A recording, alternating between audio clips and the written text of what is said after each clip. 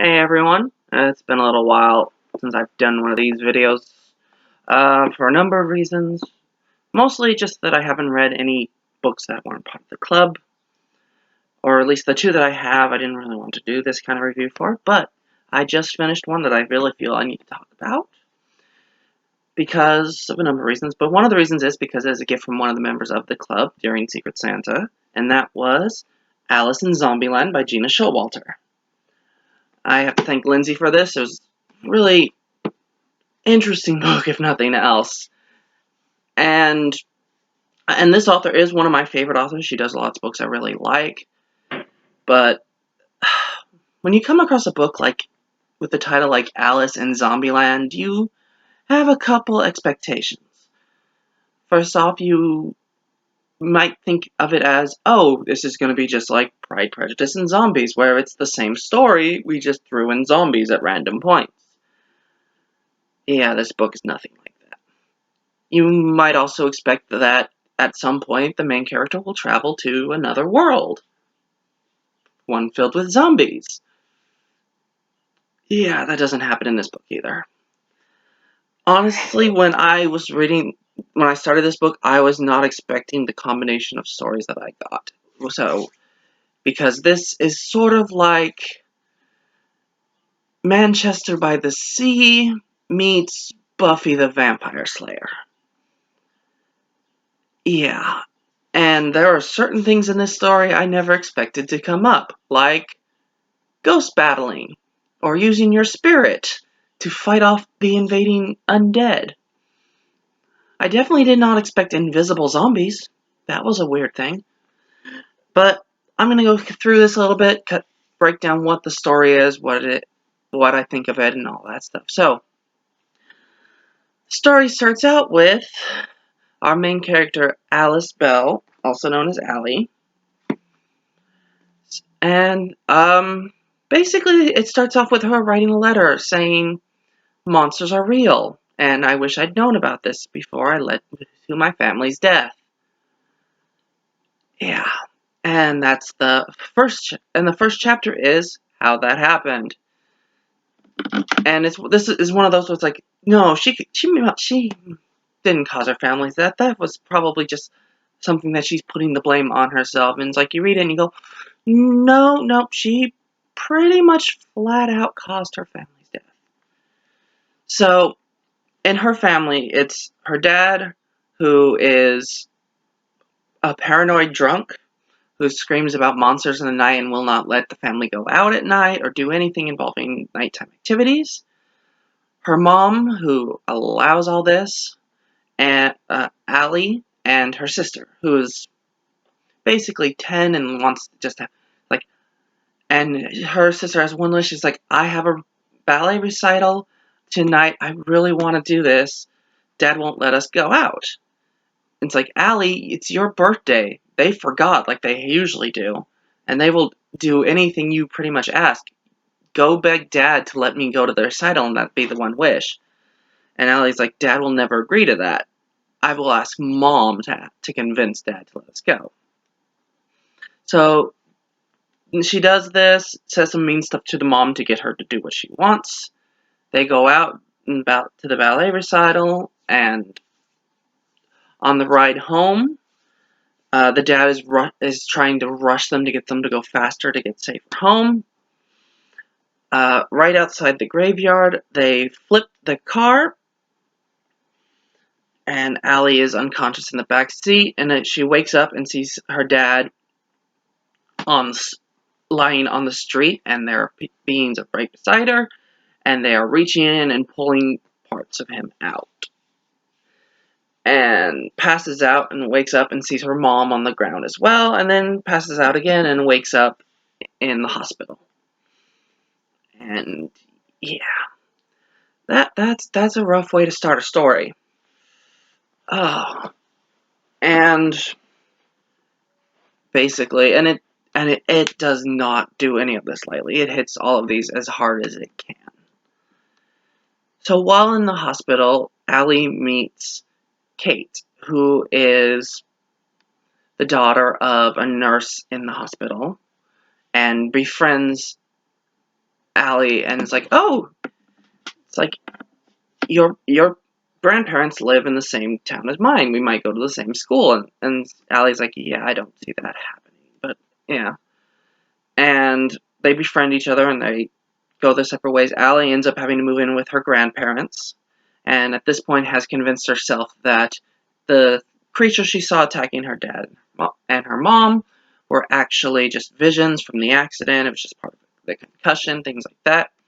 So she goes to school and runs into Kate really fast, and they end up still being like, oh yeah, we're going to be best of friends. And Kate has this really wonderful, bubbling personality where everything is lighthearted and joking and fun. And Kate is very, even though seems all this light and bubbly, she's really sad and really angry because the boy she was dating cheated on her during the summer because basically called her in a drunken stupor and then said another girl's name instead. And yeah, and she's like, oh no, there he is. And they turn, and there's a group of these kids that are all dressed up as basically the punk goth kids. Clearly kids who are constantly in fights, in trouble, covered in scars. And Allie sees one of the boys, and his name is Cole. And second she sees him, she gets a vision. And it's a vision of them two basically making out in a certain scenario. And she comes out of it, and she's like, what was that? And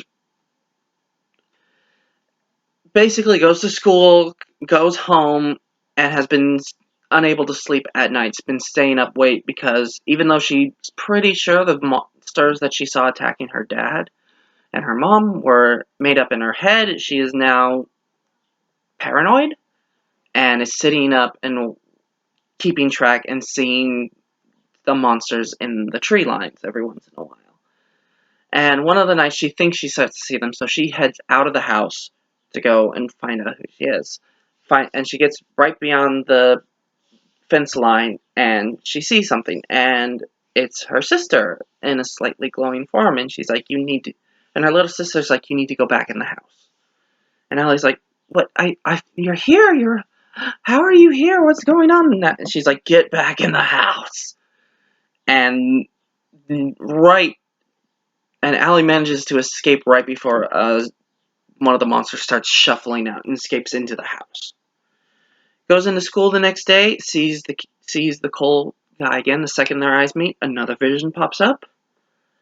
And she's super confused, doesn't understand what any of this means. It's just like, everyone's telling her you need to stay away from him. He is super dangerous. It's like he constantly gets in fights and this and that.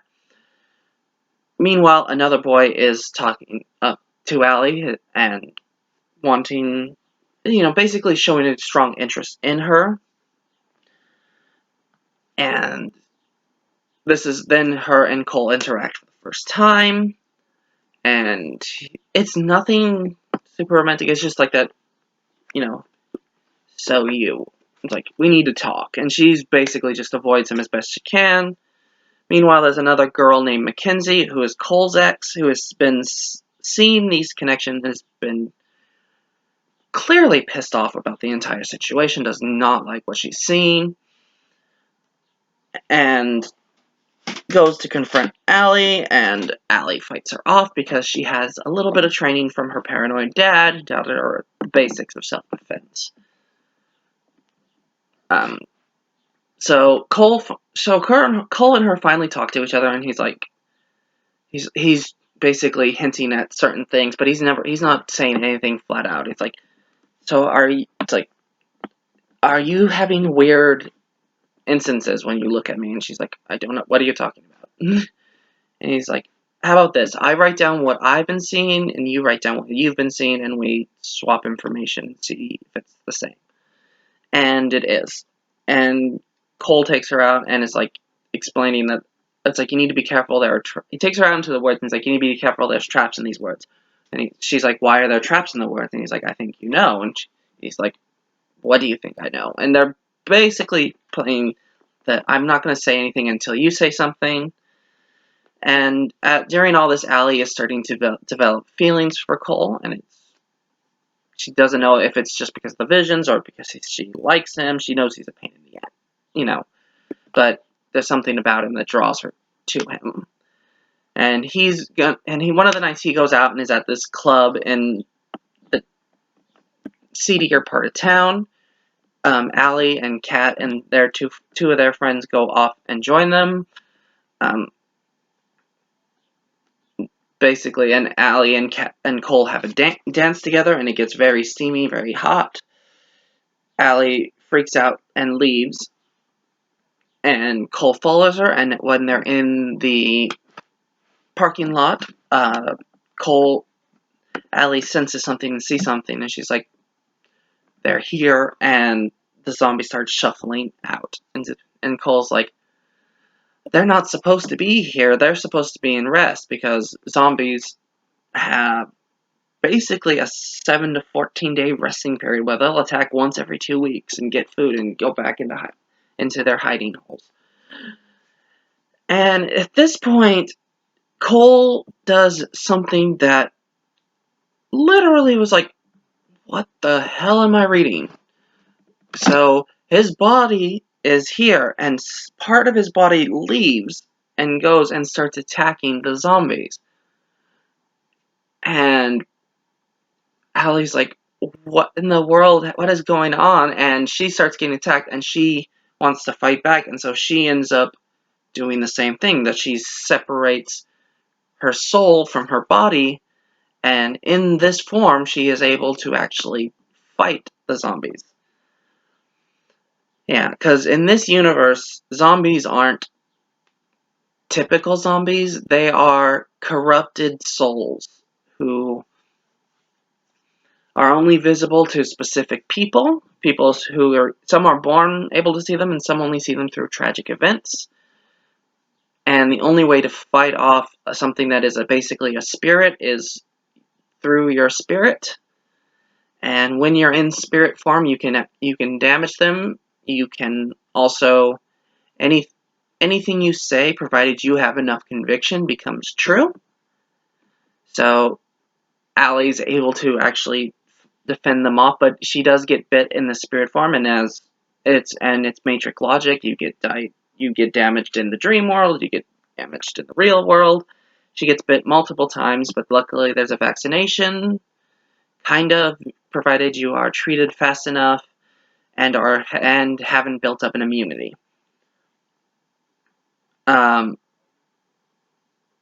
So Cole takes her home, makes sure she's okay, and basically explains everything. To a certain extent, explains a lot of the stuff. It's like basically him and his group of friends who have the bad reputation of constantly getting in fights and doing this and that are actually hunters. They are hunting the zombies during their off time, and they've had a history where their friends have died due to extremely rare illnesses, and that was them being killed by zombies.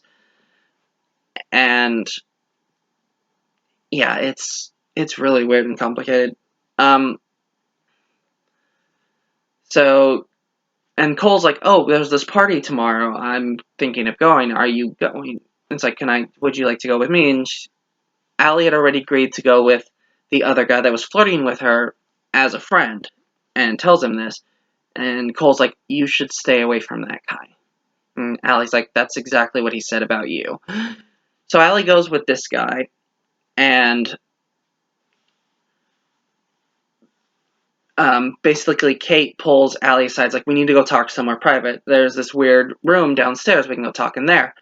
And leads Allie through this back area. Kate picks the door open, a skill that she learned from her boyfriend Frosty, who's the one of the members in the gang, who she's now on again, off again with. It's teenage drama. It's fun, but it's weird teenage drama. So they enter up this room, and Allie smells death and decay right away because her senses are being heightened from having jumped out of her body. And the father, Mr. Onk, who is a medical doctor, is there with the principal, and they're both like, "What are you doing here?" And they're like, "We were just trying to find a place." Like, Or are you spying on us? Or this? And basically, the two hear a commotion upstairs. Kate and Allie run upstairs, and Cole is in a fist fight with the other guy. And it turns out that this other guy, whose name I forget, I do apologize, I'll include in the information or something. But yeah, he used to be on Cole's team, but he left and has joined this dark organization who show up in biohazard suits and capture the zombies and are using them for experiments. And they are experimenting with a bunch of different things, including trying to put zombie souls into human bodies. Yeah, that's this organization. And basically Cole's like, you will never talk to me again. We are not doing this. We are not a couple. We are not going to be anything. And you are not to be fighting zombies ever again. Basically pulls out, drives away in his car, and Allie looks up and she sees this cloud that looks like a white rabbit. Now, this is significant because on the day that her parents died in the car crash, she'd seen this white rabbit, and she'd seen that white rabbit every day that a zombie had attacked or been around her house or anything of that nature. And she's like, oh no, and they start pouring out, and there's dozens of them. And Allie manages to leave her body and go into spirit form and leads the zombies through the woods, getting them caught up in traps that she's able to see. She sees arrows that are glowing, and they point out to where the traps are, and she's able to find them and avoid them and use them to her advantage. But she still gets swarmed and gets bitten by multiple zombies. Luckily, Cole shows up with the antidote and is able to save her.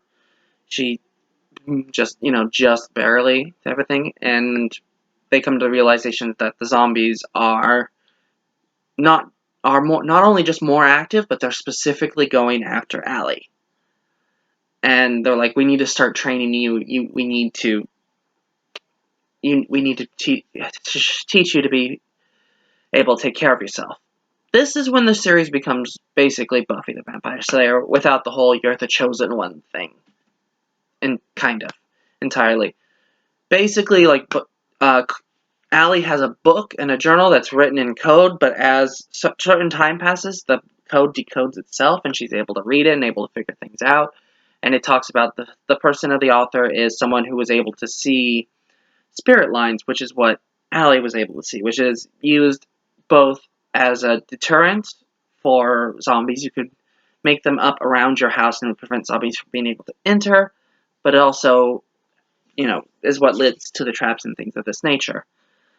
But according to the person who wrote this book, he had every single one of the special abilities you can get through becoming a soul person. Which instantly leads to, oh, okay, so this is what Allie's probably most likely to become. Alright. Meanwhile, Allie is visited again by her ghost sister who says, oh, and she's like, are you a zombie now? Or a ghost? What are you? And she's like, I am a witness.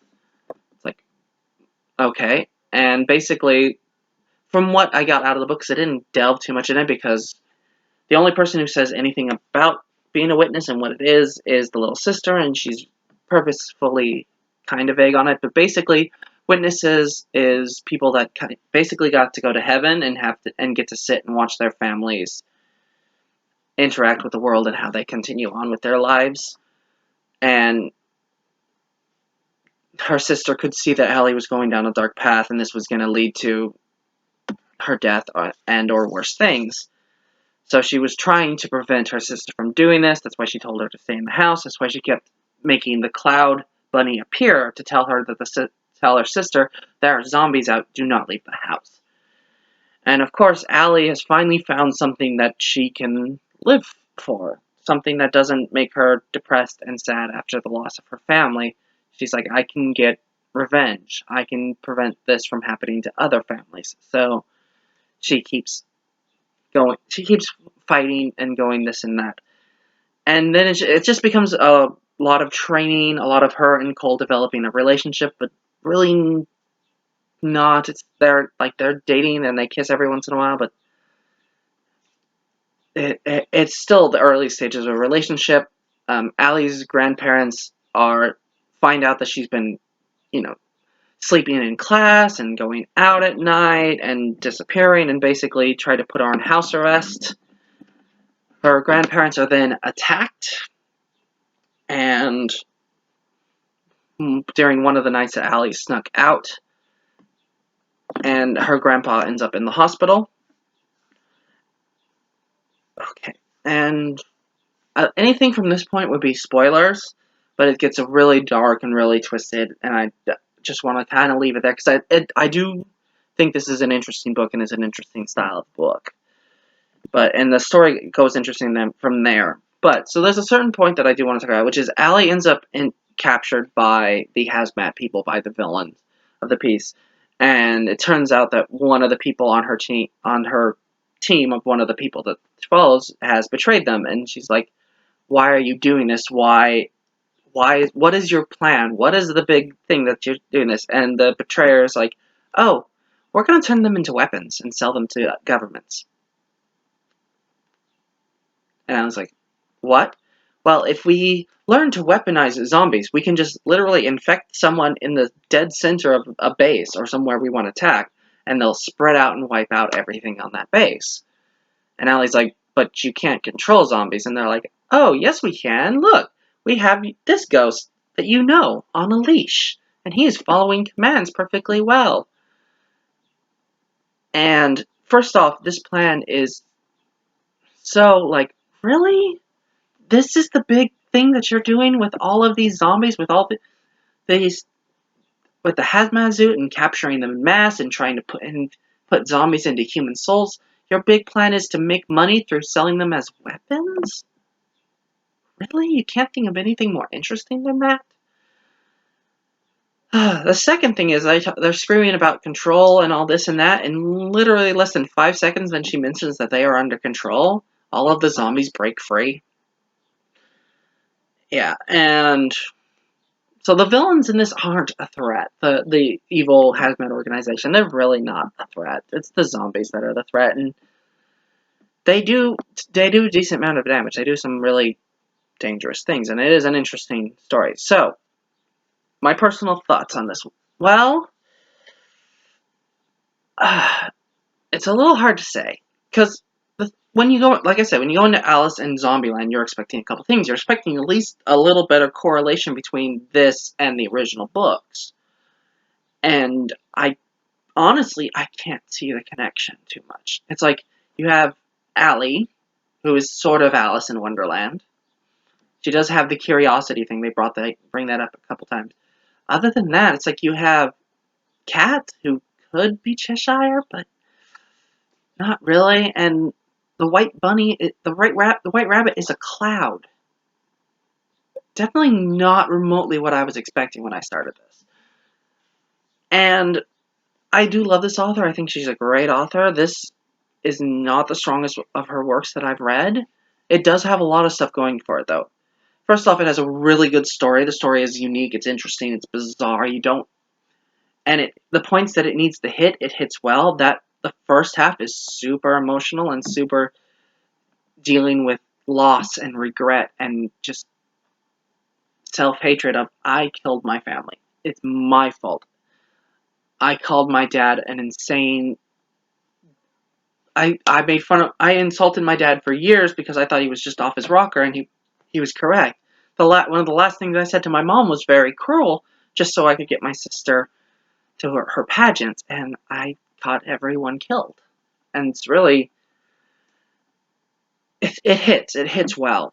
The second good thing about this series, and this book specifically, is the characters are well written. It's like Allie has a real person feel to her. She's well written. She has these moments of very lightheartedness, very darkness, really well written.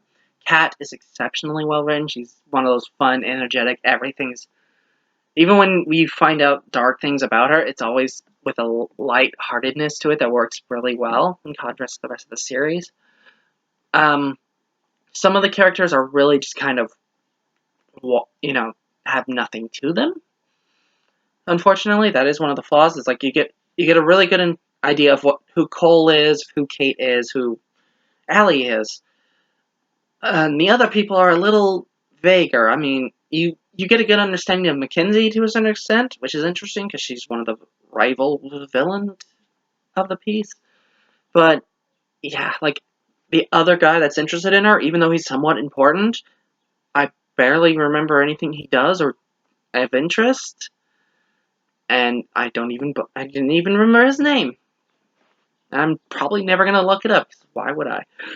But yeah, um, another flaw would be it's got a bit of the teenage drama into it. A lot of the I like a boy, but he's a bad boy, and I can't be with him because of that type of stuff. And there's an entire subplot where basically after the first zombie attack, where she fought them off with Cole took her back to his place, and she went into school the next. She went to the party the next night and the school the next day, and basically someone had been spreading rumors that she had slept with not only Cole but all of his gang. Like, just basically slept with every single person who was a big slut. And there was the big mystery of who did it. Is it Mackenzie, the one who everyone says flat out didn't do it? Is it this other evil girl who you met after the fact and has clear reasons to do it?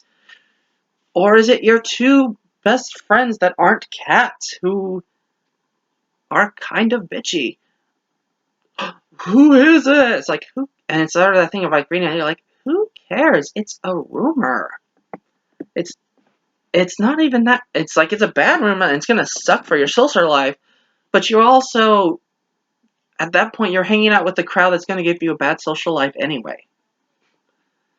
So there's the stuff like that where you're just like, oh gosh, really. But honestly, as far as teenage dramas goes, this is not the worst of those. Actually, it's not even that bad. It's like just that because that's the one real incident of that happening, and like all of the friends abandoning Allie and Kat after they start hanging out more and more with the bad crowd. That sort of stuff. But that's all of the high school drama, really. It's not too bad. This one is really hard for me to say where it stands for me and where it does that, because I have to compare it to Splintered, which is another re-adaptation of Alice in Wonderland, and they're both great. They're both pretty good in their own ways. I think Splintered is a better reimagining of the story and the retelling, because like I said, this one, if you didn't call it Alice in Zombieland, I would never connect it to Alice in Wonderland. It's so far removed from it. But yeah, and it's that thing of which one am I more likely to reread? Which one am I more likely to want to read again? And Splintered is a little higher on that list. It's got a little more going for it. While it's got a love triangle that I despise, it's still got a lot of stuff going for it that works very well. Like this one has a love triangle, but I don't despise it because each of the guys has an equal chance of getting the girl. She's not already in a relationship. She's not already in love with one of the boys. She has an equal chance of loving both. And it's also fairly clear off the bat which one she's going to choose, which helps. I always hate I can't decide between the guy I've loved for years or the guy I met 5 minutes ago. It's like, really? Yeah. And that is one of those things. It's like there's a lot of stories where this kind of lead female like gets in this dangerous world and this and that. And some of them tend to be like passive, like I can't decide, I can't do things, and like Allie's not like that. She's like, no, if you won't train me, I will train myself. I will fight this war on my own if I have to. And she's very self-motivated and very pushing to go forward and stuff. And that works extremely well. But like I have to mark it down for certain little things, and I don't really like doing that because I want to give this praise. I want to give this all the love and affection I can give it, but it's not perfect. It's got flaws. I give it a 4.5 out of 5, honestly. It's like there's stuff that can be worked on, and this is the first of a series, so I might pick up the rest of the books and do. If I do that, I'm gonna wait till I finish the series before I do another type of review like this, because the worst thing about me doing series reviews in general is having to tell you the ending of the first book, so talk about the second or the third book. And I hate that. I really wish I could find another way around that, but I haven't been able to find one that works. So, yeah, but this one, it's good. It's got good characters, good story, good action. The threat is actually feels real. People have been, important characters die. But there's also just little flaws. And it's one of those things, like, I recommend this, honestly, if it's something that sounds remotely interesting to you. Just realize that you're dealing more with depression and ghost battling than you are with LSD and zombies. Yeah. So that's all I got to say on this one. I like, one of the things I said in my last video I did of this is that there is a series that I've been planning to do a series review on. I'm going to try and do that later today, see if what I can do with that. Otherwise, happy reading to y'all, and I'll see you shortly.